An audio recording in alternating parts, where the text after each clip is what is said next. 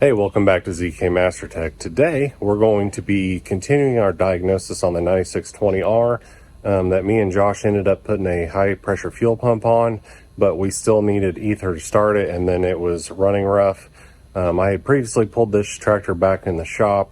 It failed the high pressure leak down test, so the fuel rail is not holding any high pressure in it whatsoever.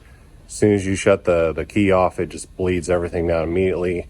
I did the injector return flow test, and it was supposed to be 120 milliliters in 1 minute, and I got it like 800 milliliters in 30 seconds. So we definitely have a problem in the injector. So today we brought the tractor back in, and we are going to do a high pressure injector return isolation test to where we can cap off each line from the fuel rail and then monitor how much fuel return we have. So we're going to try to see if we can isolate which injector or injectors are bad. I do have 6 of them ready to go into this tractor, but we kind of just want to see, which ones are bad or not. So let's get into it.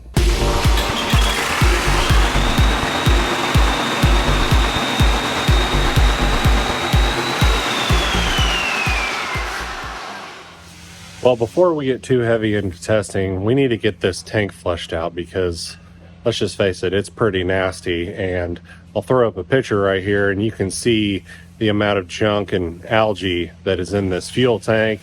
And if we end up replacing, anything else on this fuel system, we don't want, that junk going into our fuel filters and ruining fuel filters. And, we don't want that. So we're just going to go ahead and get this tank flushed out as good as we can.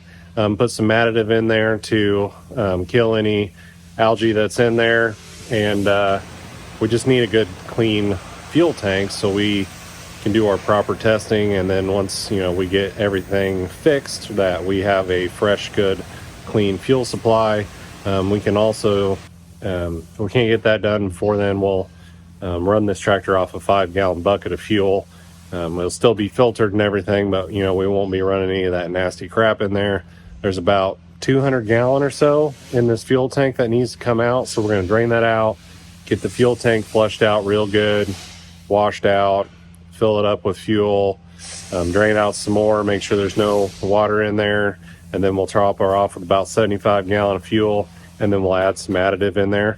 And then we'll go into our injector isolation test. Josh is putting the special tool that goes in the return manifold. Got it in that port right there. And we got to start it with ether, but then we're going to put this hose into here so we can measure how many milliliters right here that we got. So we're supposed to have 120 in 1 minute, which we're going to have way more than that, but I need to redo this test, so we got a baseline today. So when we start doing the isolation test, we got something to go off of. All right. Ready? Sure. Hold on. I want to get a timer set up. Oh. I'm going to need another phone for that.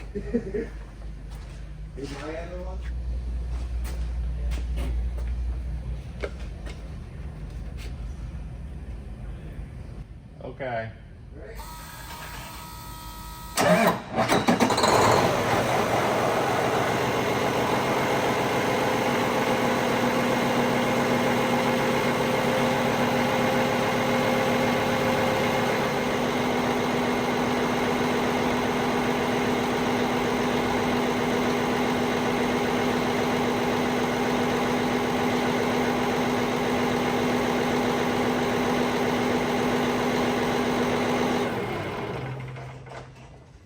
Well, we got so much. I think we're gonna have to do a 30-second run. Okay. Because 1 milt's gonna fill it completely. So if we do 30 seconds, we'll have a measurable amount. Right. So. I mean, obviously we're already over. Oh yeah, it's bad. By a large margin. It's bad. It's real bad. 650 milliliters and 40 seconds. Did you notice it just hit right off? Yeah. That's kind of weird. Well, there was a lot of ether in it for sure. Oh, yeah.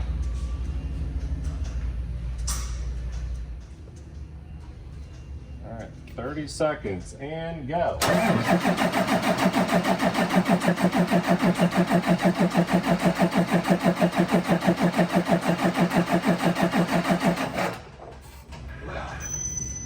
See, you just talked about how she was barked off the first time. It just said, watch this. Yeah.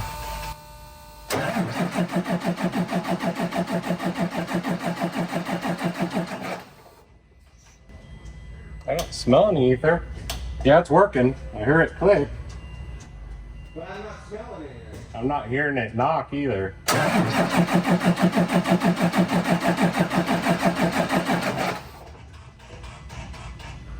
Well. Cut. This moment.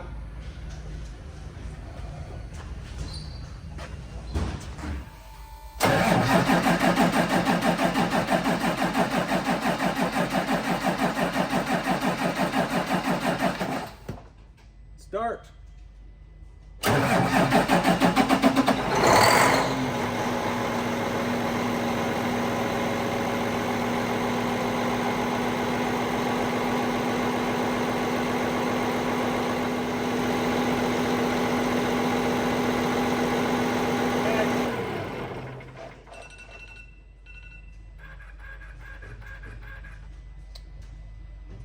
Okay.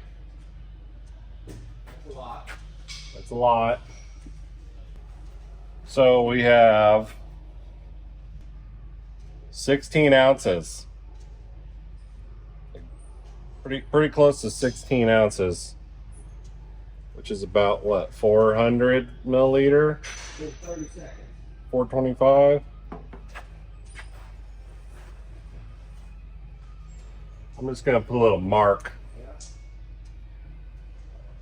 It's almost exact. It's a shade over 16 ounces, but right at half a liter.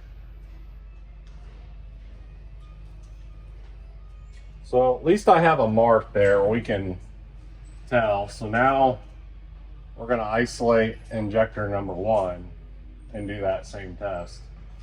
We'll see where we're at. All right, so we're going to take the number 1 line off the rail and we're going to install this little special isolation tool. But first, I know there's no pressure in the rail because obviously this thing won't ever start, but good practice is the second line is what you loosen in order to take the rail pressure off. There is a cut relief in the threads, the male threads of the rail, and whenever you loosen it there, any high pressure fuel will squirt back towards the engine and not in your teeth. So break that guy loose, Josh. So we tighten that back up then? Yeah, you can tighten that back up. Just pull that and loosen it. You may want to say that. You don't have to take it all the way off. You just loosen it. Yeah, you just loosen it.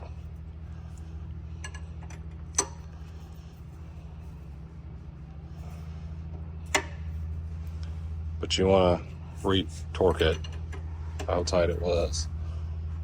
Sure. So now we're getting the number 1 line off the rail here. You're probably going to have to take it loose from the injector down in there. Just enough to where it might swivel, maybe? A little bit. We got that line off for number 1, but also I did replace this relief valve in the rail, and it made no difference whatsoever. So let's install that guy onto the rail and we'll torque it. And we're going to torque it to 35 foot-pounds because we don't want that spraying in my face.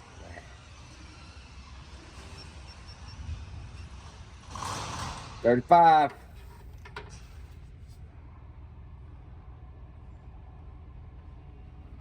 Oh, that's 35 is excessive, isn't it?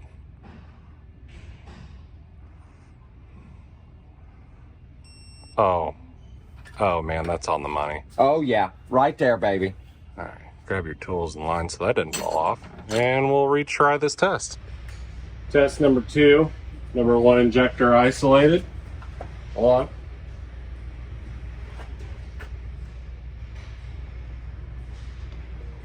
Ether at standby. I'm ready when you are.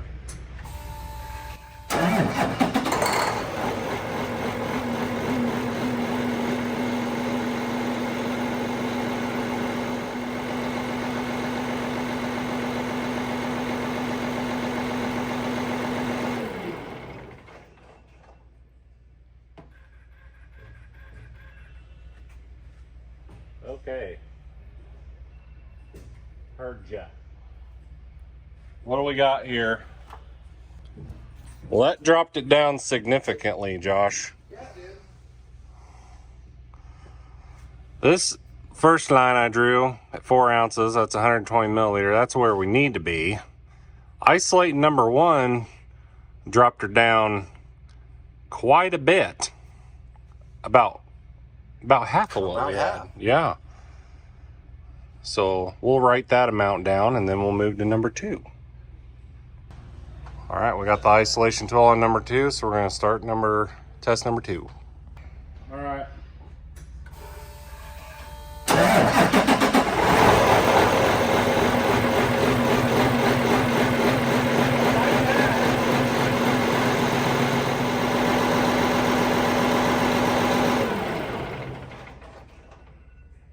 Yeah, we're just a skosh over where number 1 was at number 2. So I don't know, I'd say we're 11.5 ounces, almost 12.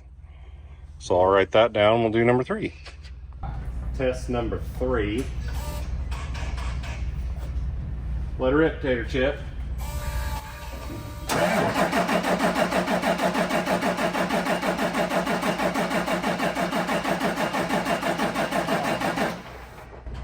I think before you do the test, you need to key it on and let it bleed some more. But I think if when we key it on, this might drain. Yeah. Tell you what, I'll let it key on for a few seconds. It'll shut off. We'll probably have to key it on for 30 seconds, right, and then shut it off. Let me drain my bucket, and then we'll start over. Yeah. All right.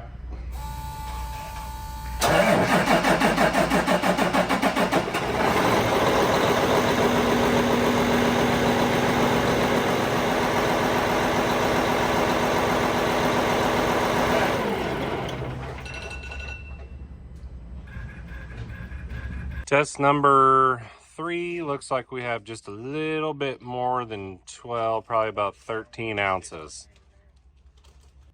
Okay. Key it on. Yeah.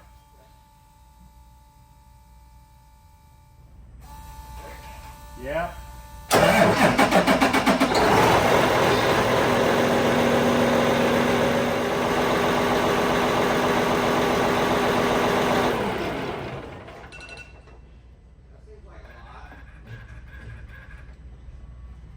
Yeah, a little more.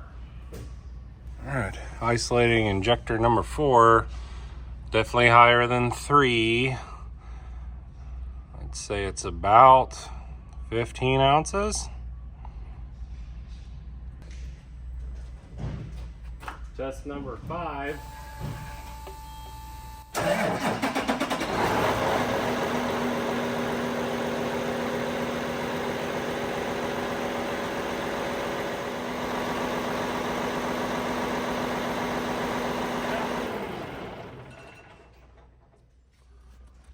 Just a hair over where 4 was.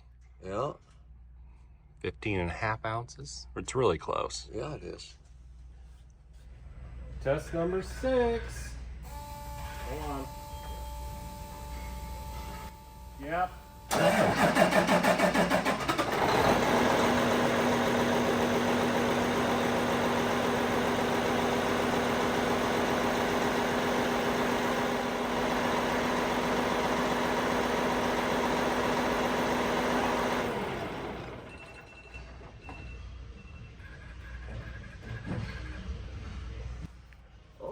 pretty close to where 3 was. 3 is, yeah. Yeah, so it's just a skosh over where 3 was. Okay, so here's my results. We had 16 ounces with all 6 running, and then isolating each one at a time. Looks like the lowest ones we hear is number 1 and 2 at 10 ounces, and then 2 was like 11.5, 12. So number 6 was right about 13, and 3 was 13. So now we're going to try to isolate 1 and 2 and see what the results are. Got 1 and 2 isolated, Josh? 1 and 2's isolated. I hope it runs. Yeah. It might not like this. She is not going to be happy, I'll tell you that right now. Let her rip there, Chip.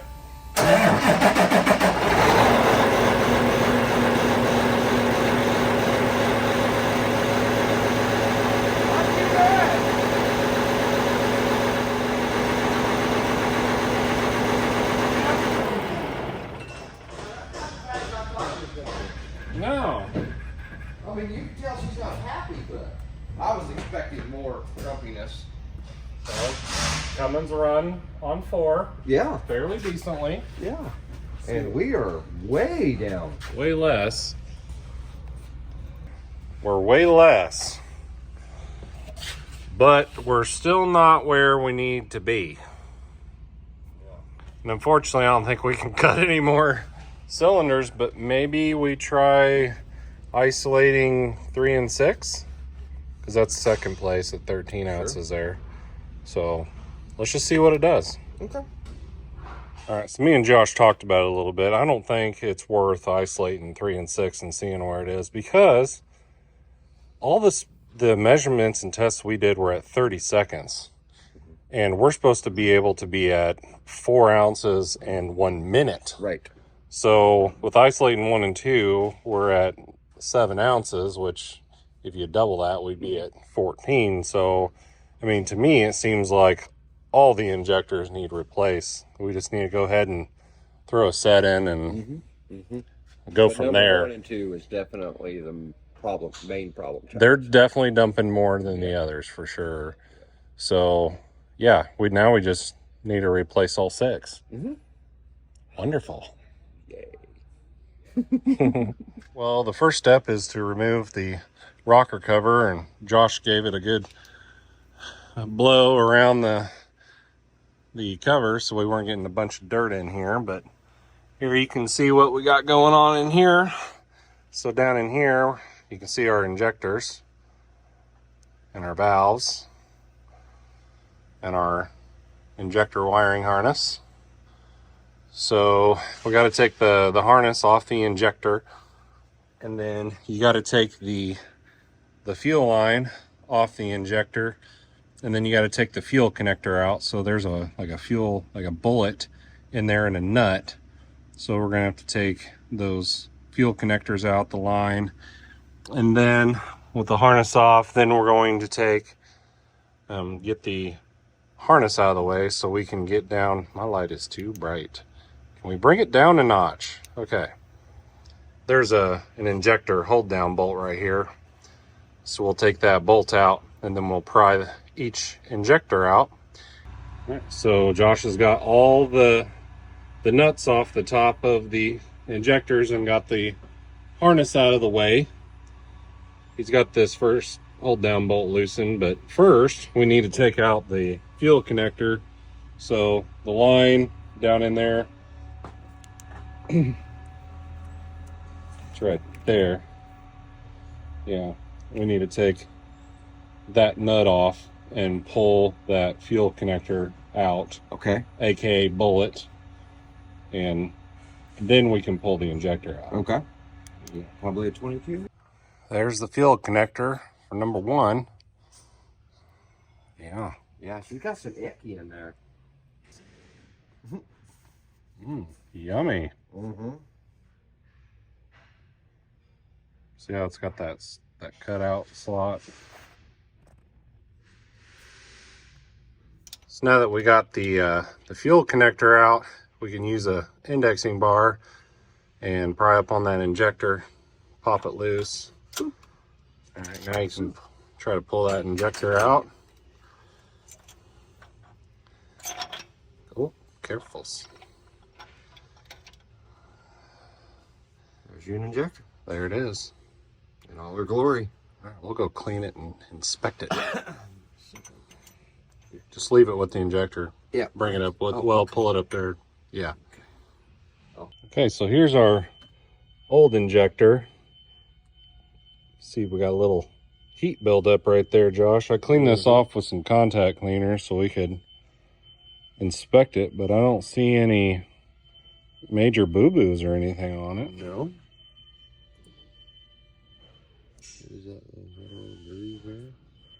So yeah, we're looking for any cuts or grooves in the sealing surface for the high pressure fuel connector. Yeah, I don't see any major. You compare the two.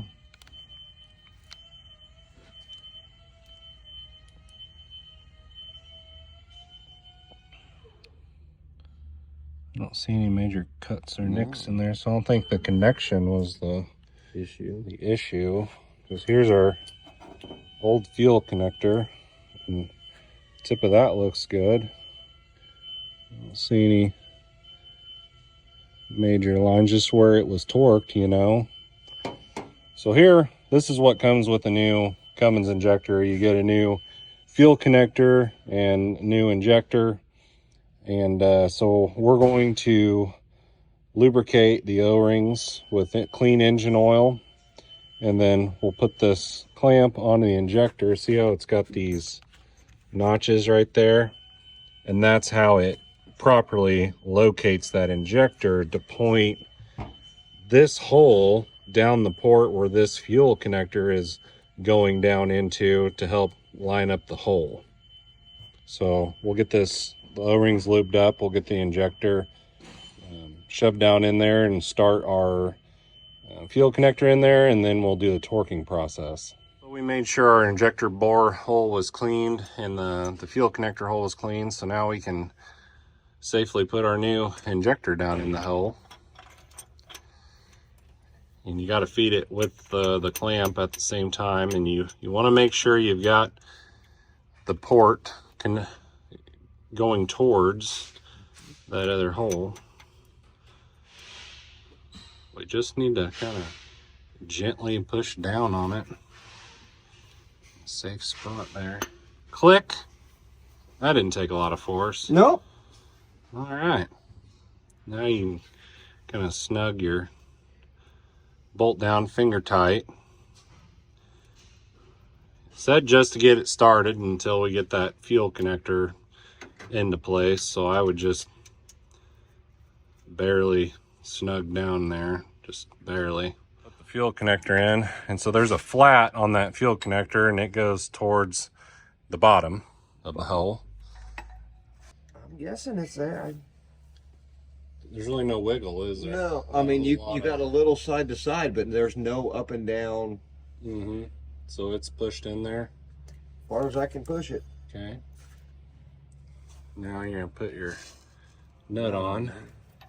So you reuse the nuts, so we clean that one up a little bit. Oh, you gotta lube the nut, remember? You can't forget lubing your nut. My nut, please, sir. Here, I'll give you some lube. And we're just using clean engine oil and everything. Oh, no, don't lube that part, lube the threads. Use that towel to clean the oil out the inside. I don't think it's gonna hurt anything, but it just mainly wanted the threads lubricated. Wonderful. All right, put that thing in hand tight. So I got that nut started in there, so now we're going to torque that hold down bolt to 177 inch-pounds. Just breathe on it, Josh. Breathe. There you go. Boop. Now we'll torque that nut down in there to 177. and then we'll do the hold down on the injector to 59, and then we'll do the nut to 57. So we finally got the nut torqued on that one to 177, and it's kind of a bear because you ain't got a whole lot of room in here to swing a torque wrench. I mean, a guy next time might just delete this, take that off, probably give you a little bit more room. So now we can torque that hold down bolt to 59, and then the nut's only 57. I mean, why? Why? Yeah, that makes sense. Because engineers, Josh. Something. Nope. All right, 59.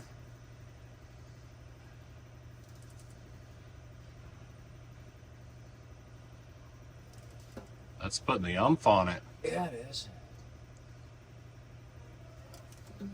See, Cummins, you can reuse the bolt. It didn't say anything about that bolt you couldn't reuse, but Deere, it's a one-time use deal, but it's torque turn. We're not torque turning on this one, so nope.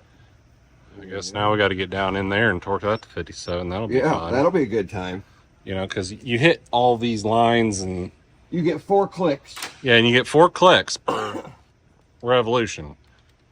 That's it. That's all you get. And we got the fuel line threaded on, and we're gonna torque each end to 35 foot-pounds. Now, these, you can reuse these lines.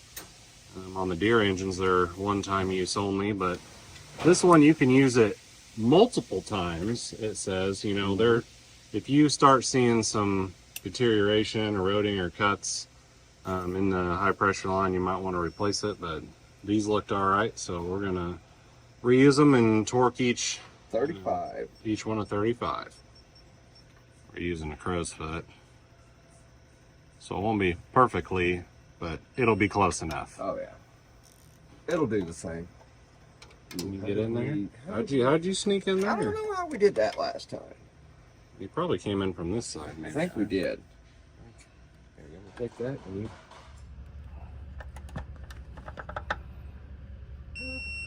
We're there. All right, Josh, now you just got to repeat that 5 more times. All right. And then whenever you torque the little nuts on top of the injector, they're 18 inch-pounds, so just breathe on them. You break one of those off, you're going to be really upset. Yeah, because you just ruined a $3,500 injector. Yeah, 3,400 times 6, you know, so it's getting up there. It's pricey.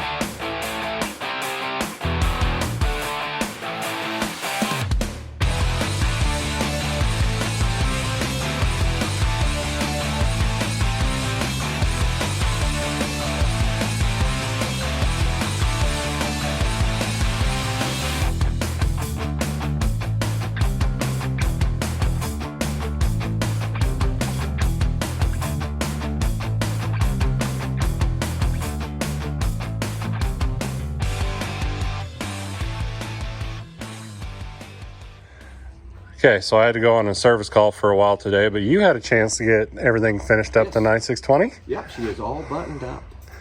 And does it start? Watch that. Oh, I got my fingers crossed.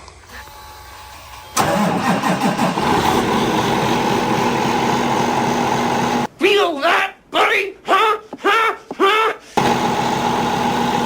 Like a dream. I have exorcised the demons.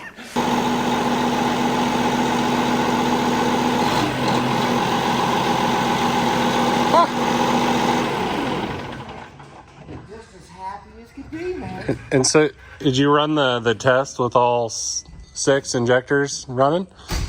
Yeah. What'd you have? How many milliliters was it, or ounces?